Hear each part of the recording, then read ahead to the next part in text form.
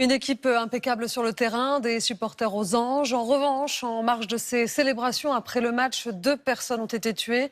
Un adolescent à Dax, un jeune homme à Paris. Une soirée émaillée aussi par des dégradations, des pillages, des violences. Près de 500 personnes ont été interpellées. On fait le point avec Benjamin Delombre, Paul-Luc Monnier, Léo Ben-Simon et notre bureau de Bordeaux. Le match n'est pas encore terminé, que les premières heures éclatent déjà sur les Champs-Élysées. 2 jeunes supporters, parfois masqués, font face au canon à eau des forces de l'ordre. En quelques minutes, la situation se tend. Les gaz lacrymogènes se répandent sur l'avenue. Les CRS chargent. Les interpellations sont musclées.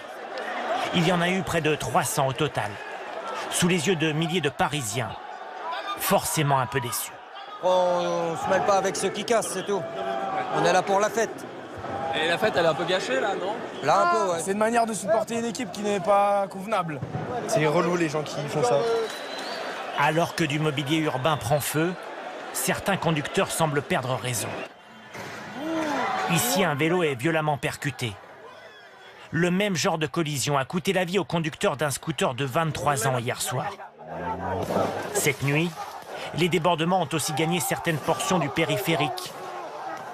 Près du Parc des Princes, sur cette place, 2 voitures ont été incendiées. 4 commerces ont été pillés.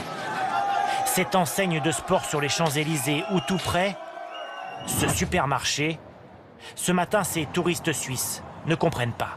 Ça sert à quoi de faire ça? Pourquoi le Franprix quand ils ont fait quoi ici? Et ça sert à quoi? Ça leur apporte quoi de plus? Ouais. Et c'est désastreux. Selon le préfet de police de Paris, les émeutiers étaient extrêmement nombreux.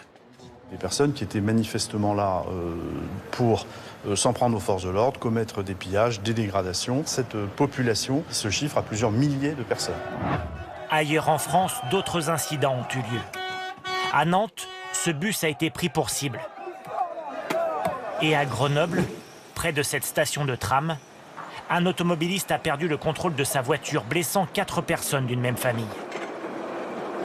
À Dax, enfin, lors d'une bagarre ayant éclaté à la sortie d'une fan zone de la ville, un adolescent a été mortellement blessé par 3 coups de couteau.